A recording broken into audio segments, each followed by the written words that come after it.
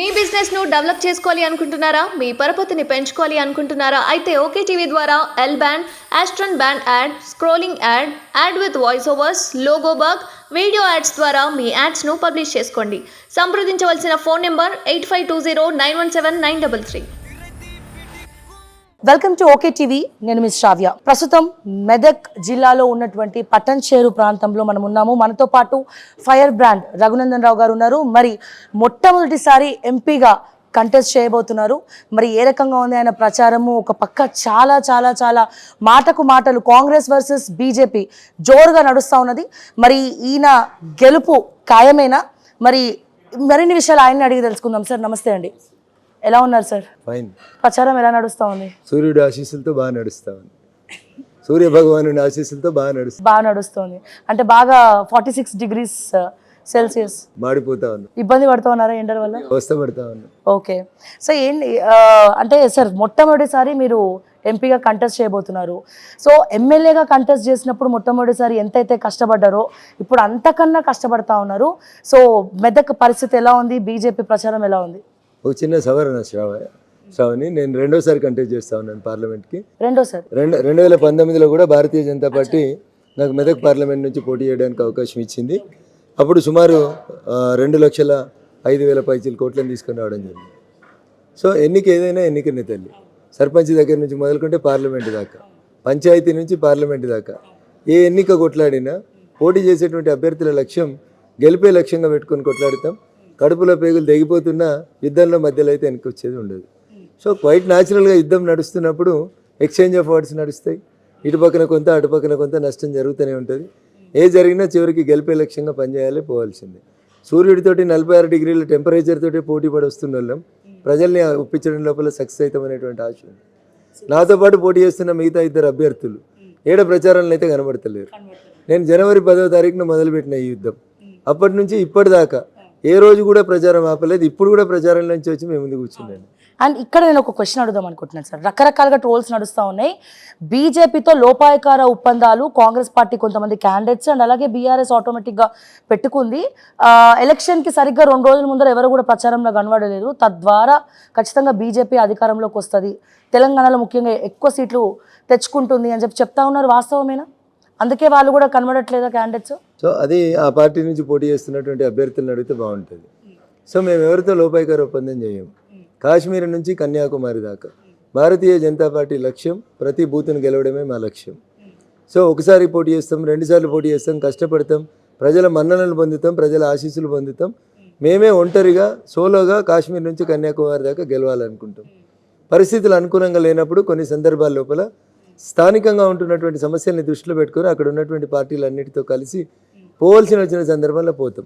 కానీ ఒక్కసారి ఎన్నికలంటూ ప్రారంభమై షెడ్యూల్ ప్రకటించబడి అభ్యర్థుల్ని ప్రకటించిన తర్వాత టేబుల్ కిందకి వెళ్ళి ఇచ్చేటి, టేబుల్ మీదకి వెళ్ళి ఇచ్చేటి లోపాయకార ఒప్పందాలంటూ భారతీయ జనతా పార్టీ డిక్షనరీలో ఏమి ఉండవు. Our fight is straight fight. ఎదురుగున్నోళ్ళు రాజీ పడితే, ఎదురుగున్నోళ్ళు అమ్ముడు పోతే మేమేం చేయలేము. ఎదురుగున్నోళ్ళు రాజీ పడుతున్నారని ఎందుకు చెప్తానంటే, కాంగ్రెస్ అధికారంలో పచ్చగా ఉన్నప్పుడు కాంగ్రెస్లో ఉన్నోళ్ళు కాంగ్రెస్ అధికారం కోల్పోయి టీఆర్ఎస్ పచ్చగా కాగానే టీఆర్ఎస్లోకి వచ్చిర్రు. టీఆర్ఎస్ చచ్చిపోయింది, ఇప్పుడు మళ్ళీ కాంగ్రెస్ పచ్చగా అవుతుంది అనగానే అటుకెళ్ళి ఇటు వస్తున్నారు తప్ప బీజేపీ ఎప్పుడు అట్లాంటి ఆట ఆడలేదు. ఉదాహరణకి ఒకటే ఎగ్జాంపుల్, సికింద్రాబాద్కి వెళ్ళి పోటీ చేస్తున్నటువంటి దానం నాగేందర్ కాంగ్రెస్ పచ్చగా ఉన్న రోజులు నల్లద్దాలు పెట్టుకొని కట్టె పట్టుకొని ఎవడైనా జై తెలంగాణ అంటే కొడతా అని తిరిగిండు. బీఆర్ఎస్ అధికారంలోకి వచ్చింది. బీఆర్ఎస్ అధికారంలోకి వచ్చిన తెల్లారే ఇమ్మీడియట్లీ ఏం చేసిర్రు, బీఆర్ఎస్ పచ్చగా కనవడంగానే పోయి బీఆర్ఎస్లో జాయిన్ అయినరు. అక్కడే కూర్చున్నారు. బీఆర్ఎస్లో ఎంజాయ్ చేయాల్సిందంతా ఎంజాయ్ చేసినారు. తర్వాత ఎప్పుడైతే మళ్ళీ బీఆర్ఎస్ ఎండిపోయింది, కాంగ్రెస్ పచ్చగా అయిందని కనబడ్డదో వెంటనే దానం నాగేందర్ గారు మళ్ళీ షిఫ్ట్ అయినారు. సో కాంగ్రెస్ బీఆర్ఎస్ ఈ రెండు కూడా ఒక నాణానికి ఒకటి బొమ్మ అయితే ఇంకొకటి బొరుసు. మనకు పైకి ఒకటే కనబడుతుంది. బీఆర్ఎస్ అధికారంలో ఉన్నసేపు అంతా బీఆర్ఎస్ వాళ్ళే కనబడేట్టు కనబడతారు. కాంగ్రెస్ అధికారంలోకి రాగానే వాళ్ళ మళ్ళీ రూపం మార్చిட்டு వచ్చి బొరుసులాగా కనబడతారు. మనం టాస్ వేస్తే ఒకటే కొడుతుంది పైకి, ఏం కనబడుతుంది అయితే బొమ్మ కనబడుతుంది, లేకపోతే బొరుసు కనబడుతుంది. బట్ రెండోది దాంతో విడిపోకుండా వెనకాల ఉంటుంది. అది కాంగ్రెస్ బీఆర్ఎస్ మధ్యలో ఉన్న బంధం. మీ మీద ఎందుకు ఇంత పగబట్టారు? గతంలో అసెంబ్లీ ఎన్నికల్లో కూడా మీ మీద డబ్బు గెలిచింది అన్నట్టుగా, అంటే విచ్చలవిడి కుట్రలు ఒకవైపు, విచ్చలవిడి డబ్బు ఒకవైపు.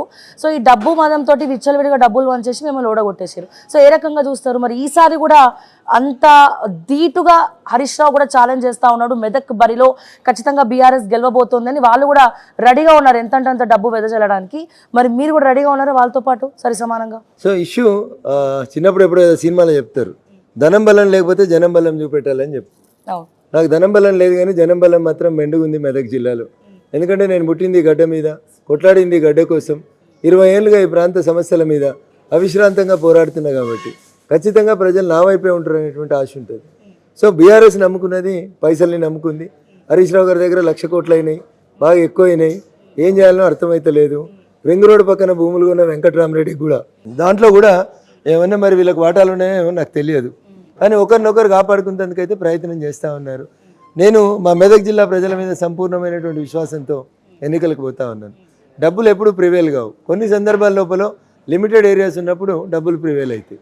ఇక మిమ్మల్ని ఎందుకు పగబడుతున్నారంటే ఉన్నది ఉన్నట్టు మాట్లాడితే ఊరందరికి శత్రువు అని ఊర్లలో సామెత చెప్పుకుంటారు. నేను ఉన్నది ఉన్నట్టు మాట్లాడతా, అది మీకు నచ్చదు, దానికి నేనేం చేయలేను.